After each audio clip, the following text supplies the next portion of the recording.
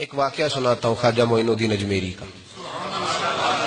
عطائے رسول ہند الولی حضرت خواجہ معین الدین اجمیری رحمت اللہ تعالی علیہ. میرے حضرت صاحب فرمایا کرتے ہیں ہم کٹر قادری ہیں، پر ہم کھل کے یہ بات مانتے ہیں کہ ہندوستان کے بادشاہ کا نام معین الدین اجمیری ہے.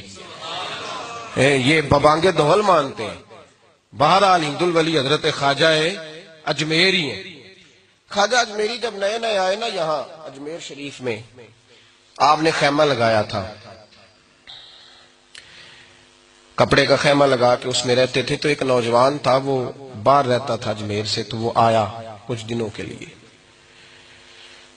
پڑھائی سے فارغ ہو کے اجمیر کا رہنے والا تھا لیکن باہر رہتا تھا. جب یہاں آیا نا، وہ عصر کے بعد وہ گزرتا خواجہ اجمیری کے خیمے کے سامنے سے، جھونپڑی کے سامنے سے. تو خواجہ صاحب عصر کے بعد بیٹھ کے رویا کرتے تھے. عاشق دا کامی رونا تونا، بنا رویوں نہیں منظوری. یہ عاشق سدا ہی روندا رہندا، پاویں وصل ہوئے تے پاواں دوری. رویا کرتے تھے. تو نوجوان بڑا سادہ سا تھا. بچپن میں والد فوت ہو گئے، صرف ماں ہی ماں تھی. ایک دن اماں سے جا کے کہنے لگا یہ مسلمانوں کا سادھو روتا کیوں ہے؟ اماں کہنے لگی مجھے کیا پتا. بچہ کہتا ہے میرے اندر تجسس بڑھ گیا کہ بابے سے پوچھوں تو صحیح کیوں روتا ہے. 2 4 5 10 دفعہ میں گزرا. ایک دن بے چین ہو کے میں کمرے میں چلا گیا اجرے میں. تو میں نے کہا بابا کیوں روتے ہو؟ کہنے لگے مجھے اپنے شیخ کی یاد آتی ہے، مجھے یاد آتی ہے. تو وہ بچہ کہتا ہے مجھے اس وقت تک پتہ نہیں تھا کہ محبت میں بھی رویا جاتا ہے. میں سمجھتا تھا رونا صرف دکھوں میں آتا ہے. شیخ کی یاد آتی ہے. حضرت عائشہ صدیقہ رضی اللہ تعالیٰ عنہ فرماتی ہیں جس دن نبی پاک صلی اللہ علیہ وسلم رات کے وقت ہمارے گھر آئے نا، اور حضور نے فرمایا ابو بکر چل تو نے میرے ساتھ مدینے جانا ہے، تو میں نے جناب صدیق اکبر کو روتے دیکھا. تب مجھے پتا چلا کہ محبت میں بھی بڑا رونا آتا ہے، محبت میں بھی رویا جاتا ہے. فرماتے ہیں خواجہ اجمیر تو وہ نوجوان کہنے لگا بابا پیار میں بھی رویا جاتا ہے؟ کہا ہاں. کہنے لگا میں نے بھی رونا ہے. تو آپ فرمانے لگے 2 شرطیں ہیں کہ کلمہ پڑھ جا، دوسرا میرا مرید ہو جا، آ جائے گا رونا. کہتے بلوش ہی لگ گئی، کبھی آنسو دیکھے ہی نہیں تھے. حضرت اجمیری کہتے ہیں اس طرح کر لے. کہنے لگا جی میں اپنی اماں سے پوچھ لوں. اماں کے پاس گیا تو اماں کہنے لگی بیٹے میں تجھے جانتی ہوں، تیرے دل میں جو بات بچپن سے آ جاتی ہے نا پھر وہ نکلتی کوئی نہیں. تو اس طرح کر لے جس طرح بابا کہتا ہے، اس لیے کہ تو نے پیچھے تو ہٹنا نہیں. جا کے مرید ہو گیا، کلمہ پڑھ گیا. اب بابا جی کہتے ناشتہ بھی میرے ساتھ کرنا ہے، شام کا کھانا بھی، اور فجر کی سیر میں بھی تو ساتھ جائے گا. پریت ہو گئی، پیار بڑھ گیا، پر کٹ گئے، زندگی بابے سے وابستہ ہو گئی. اب چند مہینے جب گزر گئے نا پوری لو لگ گئی. تو بابا جی کہنے لگے بیٹے تیری 3 چھٹیاں ہیں، 3 دن تو نے مجھے ملنے نہیں آنا. بالکل 3 دن کے بعد آنا. اس نے کہا مسئلہ ہی کوئی نہیں، پرواہ ہی نہیں تھی نا، پتہ ہی نہیں تھا.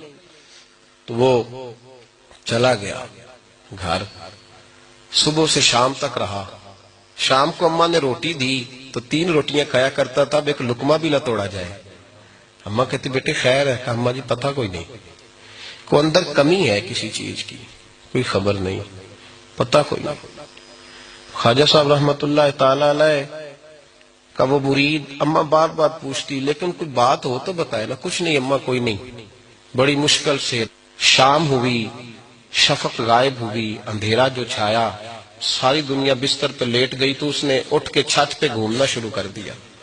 بچہ نہ سوئے تو اماں کیسے سوئے؟ اماں بھی چھت پہ آئی. کہا بیٹے کیا بات ہے؟ کہا اماں پتہ کوئی نہیں، کوئی میری نیند اڑا کے لے گیا. بیٹے تو نے روٹی بھی نہیں کھائی؟ کہا اماں کوئی نہیں پتا، کوئی پتہ نہیں. جب 12 بجے کے بعد کا وقت آیا تو پھر ہلکے ہلکے آنسو نکلے، اور جب سحری چمکی تو دھاڑے مار کے رویا. بیٹے کیا ہوا؟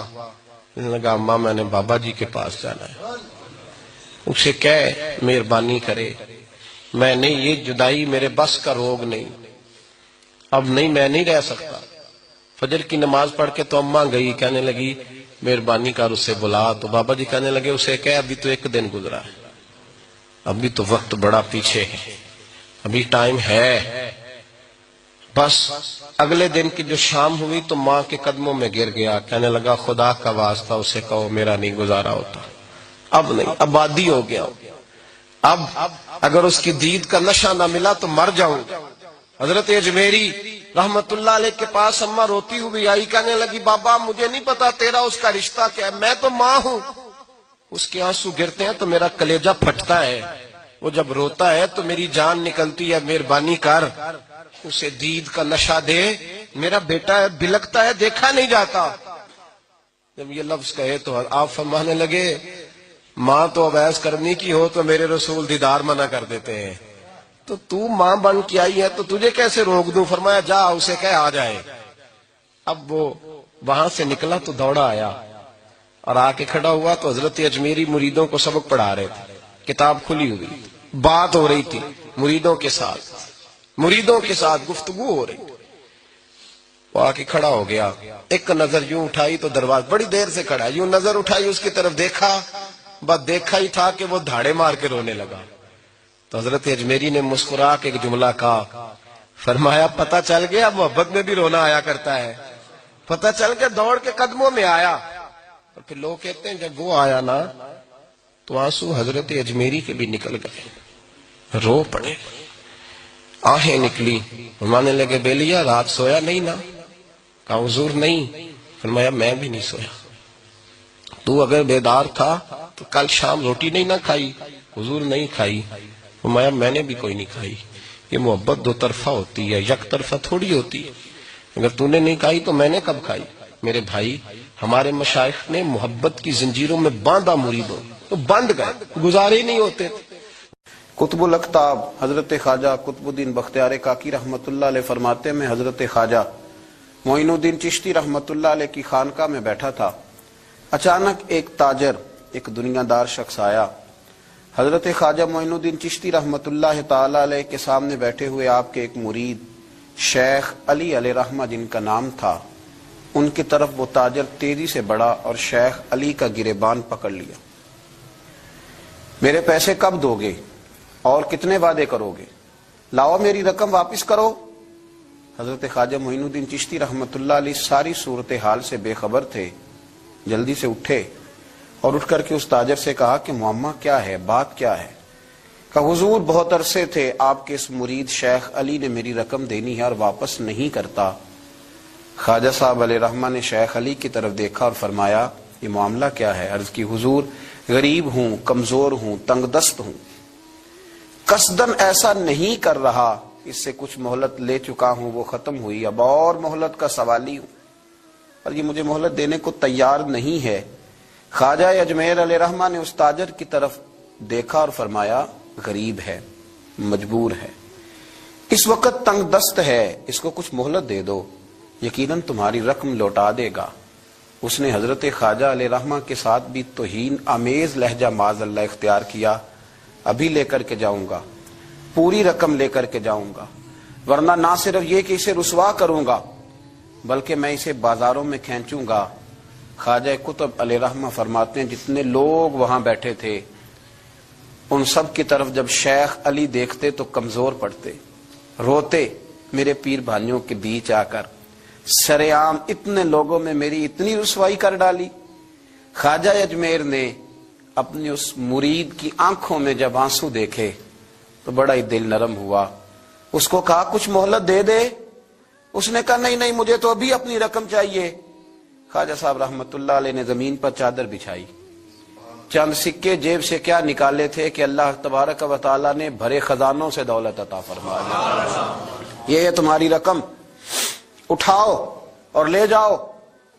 تمہیں فقیروں کو اس طرح رسوا نہیں کرنا چاہیے تھا، تمہیں خانقاہوں میں بیٹھے ان سادہ اور کمزور لوگوں کے ساتھ یہ رویہ روا نہ رکھنا چاہیے تھا۔ یہ کہا اس شخص نے پیسے اٹھانے شروع کیے اور اٹھاتے اٹھاتے نا جب اس کی نظر زیادہ مال پہ پڑی تو کچھ زیادہ پیسے بھی اٹھا لیے، ذرا نظر بچا کے دیکھتا کہ خواجہ صاحب دیکھ تو نہیں رہے، کچھ زیادہ رقم ہتھیائی اور وہ چلتا بنا۔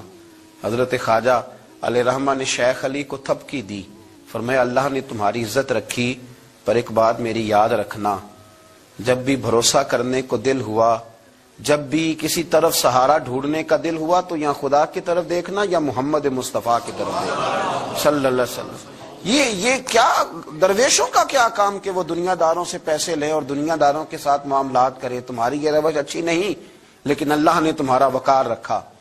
خواجہ قطب کہتے ہیں وہ بات تو ختم ہو گئی، لیکن شیخ علی کے چہرے پر کئی دنوں تک افسردگی رہی۔ وہ ان سب لوگوں کو پلٹ پلٹ کے دیکھتے جن کے سامنے آ کے اس نے گریبان پکڑا تھا، تو بیچاروں کی طبیعت بگڑتی، دل پہ افسوس ہوتا، اس کو ایسا نہ کرنا چاہیے تھا، میری غریبی کا یوں مذاق نہ اڑاتا۔ کہتے ہیں چند ہفتے گزرے تو اس تاجر کو ہم نے دوبارہ خواجہ صاحب کی خانقاہ میں داخل ہوتے دیکھا، لیکن اب کہ وہ بڑا ہی پریشان آیا، اب کہ وہ بڑا ہی افسردہ آیا، اب کہ وہ آیا تو ہانپتا کامتا تڑپتا آیا، چادر بڑی ساری اوڑھ رکھی ہے، آتے ہی حضرت خواجہ کی خدمت میں بیٹھا، تڑپ کے رونے لگا، کہنے لگا اجمیر کے بادشاہ بھول گیا تھا، معافی ہو سکتی ہے، غلطی ہو گئی تھی، درگزر کا سوالی بن کے آیا ہوں۔ عطائے رسول ہند الولی غریب نواز رحمت اللہ تعالی علیہ فرمانے لگے پہیلیاں نہ بجھا، جو بات ہے اس کو کھول کر کے بیان کر، فقیر تیری ہر بات سننے کو اور درگزر کرنے کو تیار ہے۔ اس نے اپنا ہاتھ چادر کی اوٹ سے نکالا تو کہنے لگا حضور خشک ہو گیا، اٹھتا ہی نہیں، حضور تکلیف میں ہوں، آزمائش میں ہوں۔ ہوا دراصل یہ تھا کہ میں نے نا وہ میں نے سکے اٹھاتے اٹھاتے نا آپ سے نظر بچا کے کچھ زیادہ اٹھا لیے تھے، تو آپ کی ناجائز دولت، میں نے آپ کی دولت کو ناجائز حاصل کر لیا تھا، تو حضور اس سبب سے میرا ہاتھ چھل ہو گیا، مجھے اتنے لینے چاہیے تھے جتنے میرے بنتے تھے، میں نے ناجائز پیسے لے لیے۔ خواجہ اجمیر فرمانے لگے دنیا دار ہے تو ابھی تک دنیا داری میں ہی اڑا ہوا ہے، تو دنیا دار ہے تو ابھی تک تیرا خیال سکوں میں، پیسوں میں، دھیلوں اور اشرفیوں میں اڑا ہوا ہے۔ فرمانے لگے مجھے پتا تھا تو زیادہ اٹھا رہا ہے، لیکن فقیر کے پاس جو خزانے ہیں وہ اس کے ذاتی نہیں، وہ رب کریم کے دیے ہوئے ہیں۔ اللہ کے خزانوں میں سے کوئی لے گیا تو لے گیا، لیکن تو یہ کیا سمجھتا ہے کہ زیادہ سکے اٹھانے کی وجہ سے تیرا ہاتھ چھل ہوا ہے؟ یہ اس لیے تیرا ہاتھ خشک ہو گیا ہے کہ تو نے ایک فقیر اور درویش کو بھرے مجمع کے اندر رسوا کر ڈالا تھا۔ تیرا زیادہ پیسے لینے کی وجہ سے ہاتھ کمزور نہیں پڑا، بلکہ وہ جو تو نے اس غریب کے گلے میں ہاتھ ڈالا تھا اور اسے رسوا کر ڈالا تھا، تو کیا سمجھتا ہے وہ لاوارث ہے؟ اگر وہ کمزور ہے، تنگ دست ہے، تو بندہ تو رب کریم کا ہی ہے نا۔ جو تاجر، سیٹھ، نواب اور ذمہ دار کا رب ہے، غریبوں کا بھی وہی رب ہے، ان مسکینوں کا بھی وہی رب ہے، ان کمزوروں کا بھی وہی رب ہے۔ کہنے لگا حضور معافی کا سوالی ہوں۔ فرمایا اٹھ کے جا اور بھرے مجمع میں جا کے ایک دفعہ اس درویش سے معافی مانگ، مجھے امید ہے عرش کا رب تیرے سارے گناہ معاف فرما دے گا۔ ایک دفعہ معافی مانگ لے، جا سوال کر لے۔ وہ شیخ علی کے سامنے آ کے کھڑا ہوا، وہ کہنے لگا اگر آپ معاف کر دیں تو میری تکلیف دور ہو جائے گی۔ شیخ علی کی آنکھوں میں چھم چھم آنسو برسے، کہنے لگا آپ نے معاف کیا کہ نہیں کیا؟ کہنے لگے یار تو تاجر ہے، تو ذمہ دار ہے، تیرے دل میں پتہ نہیں کیا تصور ہے، پر میں نے تو معاف کرنا ہی ہے، اس لیے کہ نہ میں تاجر ہوں، نہ میں ذمہ دار ہوں، نہ میں دنیا دار ہوں، میں تو غریب نواز کا ماننے والا ہوں۔ میری مجبوری یہ ہے کہ جس شخص کا میں نوکر ہوں نا، اس نے سکھایا ہی معاف کرنا ہے، جس کے در دولت پہ میں رہتا ہوں انہوں نے درگزر کرنا سکھایا ہے۔ ادھر جب معافی ہوئی تو خواجہ اجمیر نے تھپکی بھی دی، دعا بھی فرمائی، رب کریم نے شفا عطا فرما دی۔ تو خواجہ اجمیر فرمانے لگے میاں جا، تیری تندرستی ہوگی، چلا جا۔ کہنے لگا حضور اب کس نے جانا ہے، اب تو میں تیری دہلیز پہ جھاڑو دیا کروں گا۔